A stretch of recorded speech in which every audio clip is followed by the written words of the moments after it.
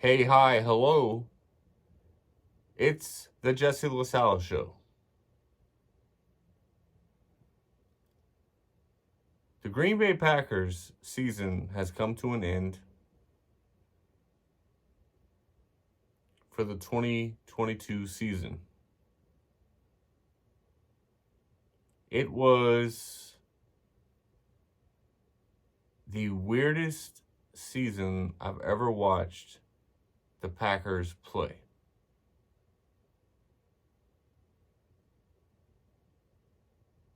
It was the most frustrating season I've seen the Packers play.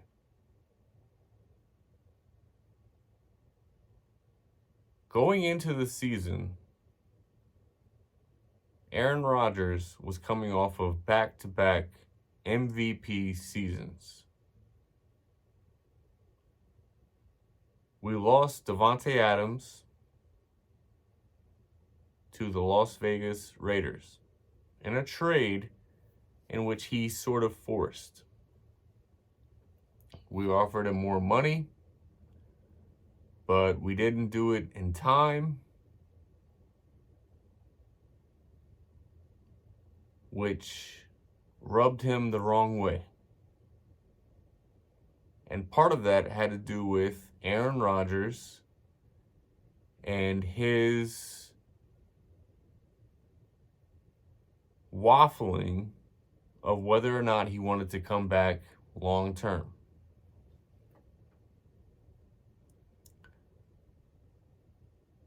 Let's go back to the Detroit game. It's a win and you're in situation. The Seattle Seahawks earlier that day had already eliminated the Lions from playoff contention. The Lions had nothing to play for except to keep the Packers out of the playoffs. So at home, all the Packers needed to do was beat the Lions. At home, Sunday night, primetime game, Aaron Rodgers against the Detroit Lions, who had literally nothing to play for except pride and spoiler.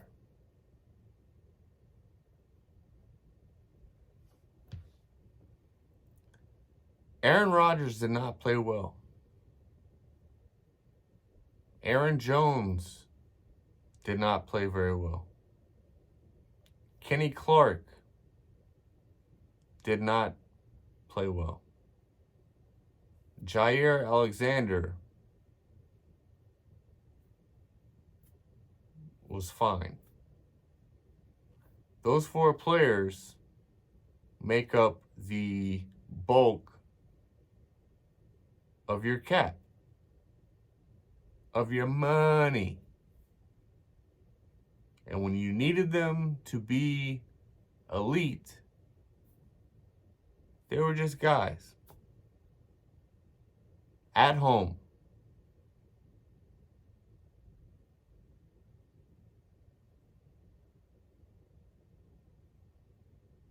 If you can't beat Detroit at home, you don't deserve to go to the playoffs.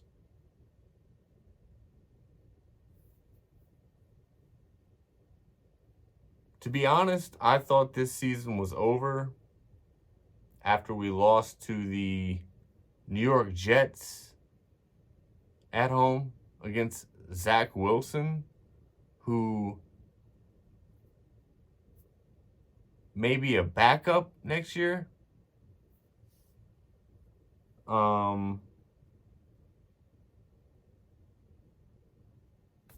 The biggest problem this season was we won too many games too late when it didn't really matter. Right now, we have the 15th selection in next year's draft.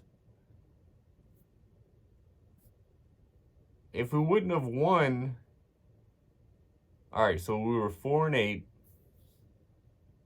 We won 4 games in a row, got to 8-8, and then lost to the Lions in what would have been the 7 seed to go play the San Francisco 49ers in a game, call me biased, I think we would have won. After that, I don't know. But we didn't even get there. And we didn't deserve to. And so now there are some very harsh decisions that need to be made. And it all starts with Aaron Rodgers, who looked terrible.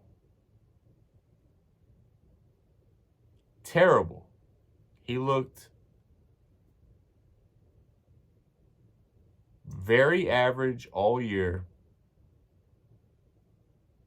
I know he had a broken thumb, some rib injuries, went through a lot of different haircuts.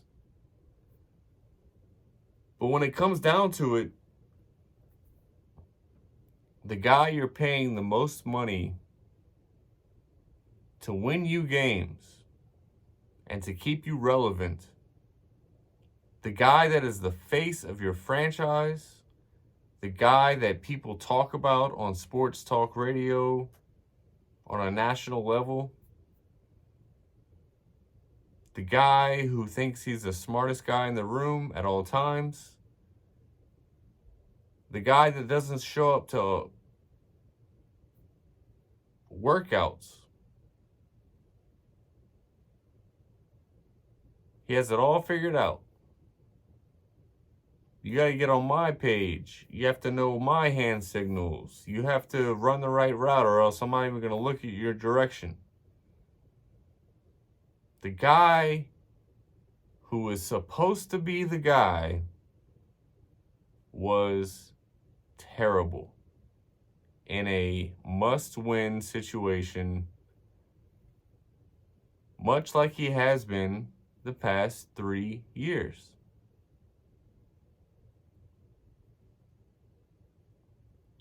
So at this point, I'm more a fan of Aaron Rodgers, the person, because I think he's a very smart, intellectual, charismatic, great sense of humor. That's just me. Some people hate him, and that's fine. But I admire him more as a person than I do as the quarterback for the Green Bay Packers at this point.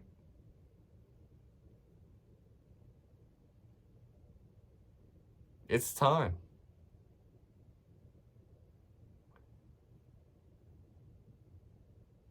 Last season should have been the time to hit the reset button. But coming off of a MVP season, kind of hard to walk away from that. Kind of hard to trade an MVP. I don't think that's ever been done before in the history of the NFL. So I understand where the Packers were coming from by not trading him.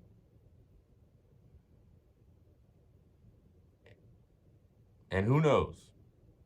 Maybe he'll come back next season rededicated.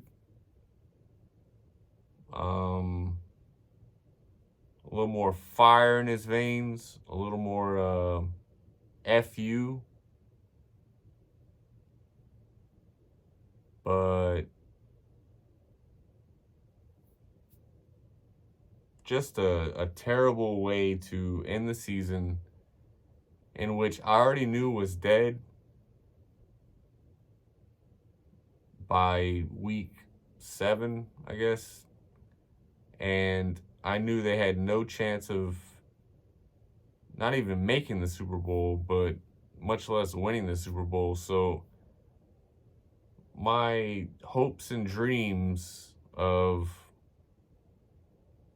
a successful season were already out the door in like October. So just for them to reel me back in and give me a false sense of hope of possibly making the playoffs and making a run and all this, yeah, that was sort of in the back of my mind, but it never felt real. So now there are decisions to be made.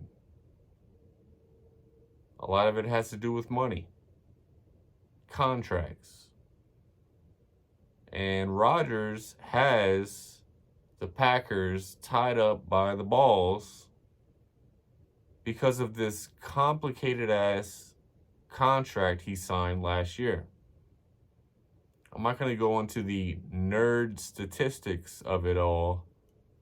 There are plenty of people who know way more about it than I do. But from what I've heard and what I've tried to understand is that it is a very bizarre contract, and it doesn't favor the Packers regardless of what Rodgers chooses to do. If he retires, if he's traded, if he comes back, it's all about the same thing. The only positive would be if we traded him and got some assets back. But after a year like he's played, we're going to get pennies on the dollar for Mr. Aaron Rodgers. So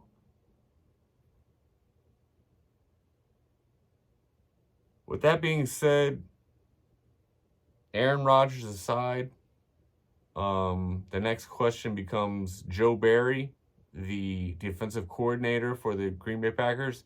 Did he save his job in the past few weeks where the defense suddenly stepped up, started playing better, beat the Dolphins, beat the Vikings, beat the Cowboys? A lot of wins over playoff teams.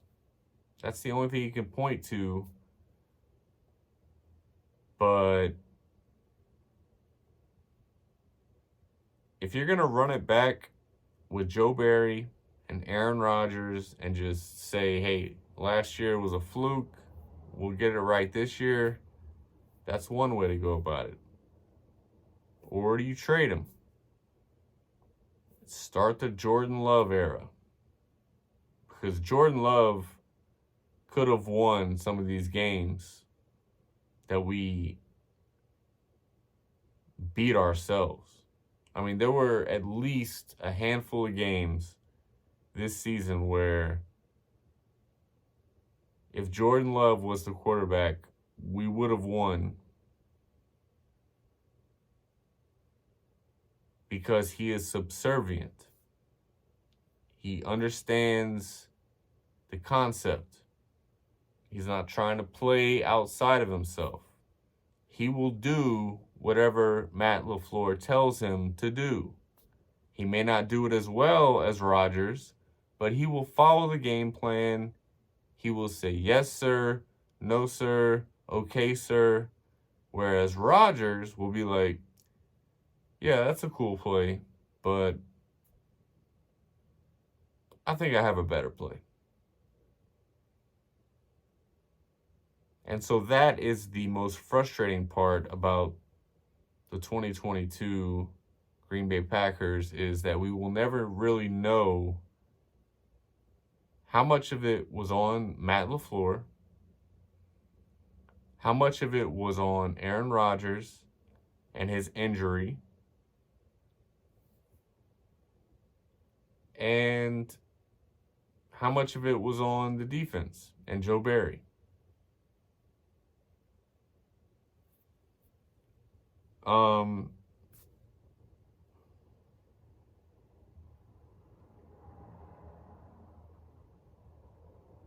Tough year.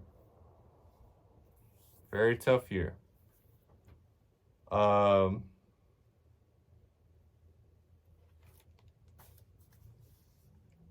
Good gambling year, I will say.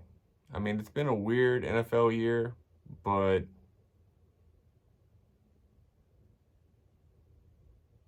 last week, week 18, broke even, went 11-5, and I'm going to have the final tally. I'm going to keep it going through the playoffs, but I don't know. I think I've done pretty well. We go to the wild card round. That is tomorrow or today or your yesterday. Saturday, January 14th. Seattle at San Francisco. I mean, come on.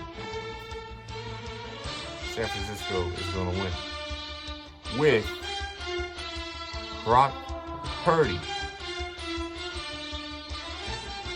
That just goes to show you, if you have a great scheme and a quarterback that will listen to you and a few playmakers around you, you can be, and a great defense, you can be relevant. The 49ers will win. Los Angeles Chargers at the Jacksonville Jaguars. I got the Jaguars winning.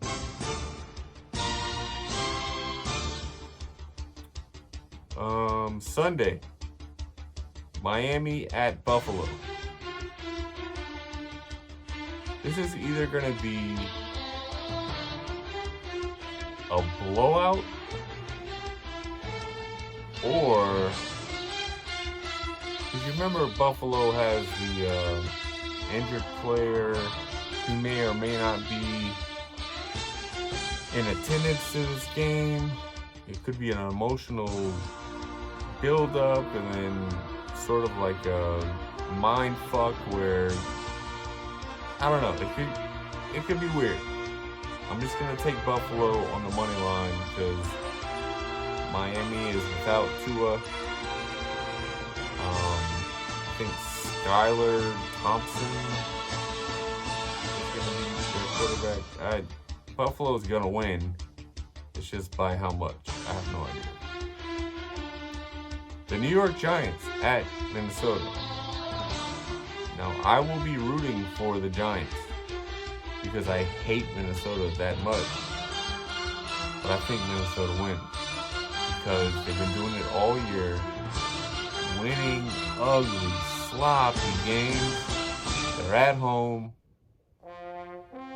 They're going to have that little fucking stupid Viking horn.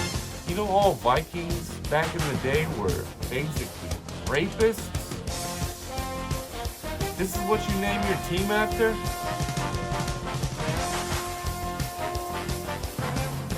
Disgusting.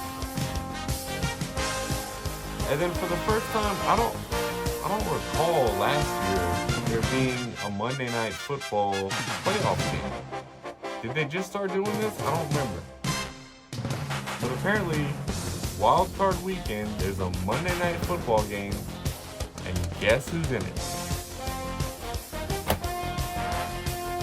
America's team, versus America's lover boy gladiator, Tom Brady. Cowboys at Buccaneers.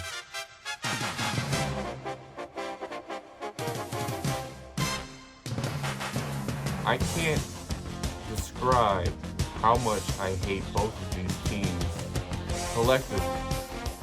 Like, I'm sure there are some great people involved with both of their teams, but I hate both teams. Dallas from my childhood, all the times they beat the Packers. The Buccaneers for just having Tom Brady. And yet I'm taking Tampa Brady to win on Monday Night Football. This is his time of year, and the Cowboys are like the second most fraudulent team behind the Vikings. Those are my picks. It's been a weird year in the NFL, and it's now time to focus on the Indiana Pacers. And as I say that, a couple nights ago,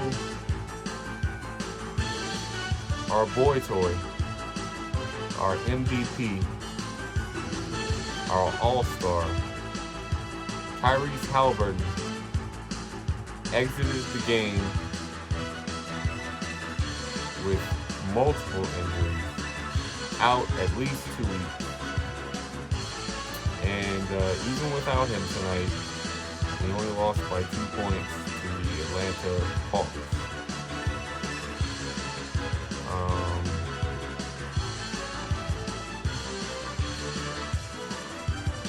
A lot of speculation about trading Miles Turner. Don't do it. Don't trade Buddy Hield. Don't do it. Stay the course. You've already made it this far. Try to win out. Build some chemistry. Build through the draft.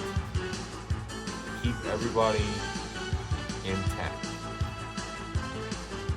That is GM Jesse LaSala on what the Pacers should do. What will they do? They'll probably trade Turner. They're probably going to trade Buddy Hield and try to tank out. I don't get it. But knowing that the Packers weren't going to go to the Super Bowl by like week 6 or 7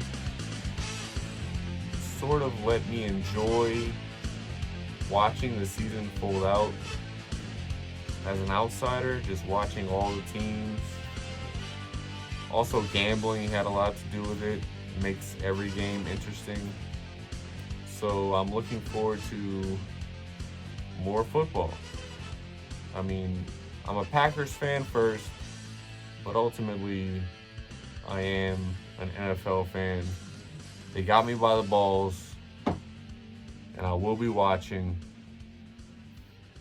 And until next time, don't die.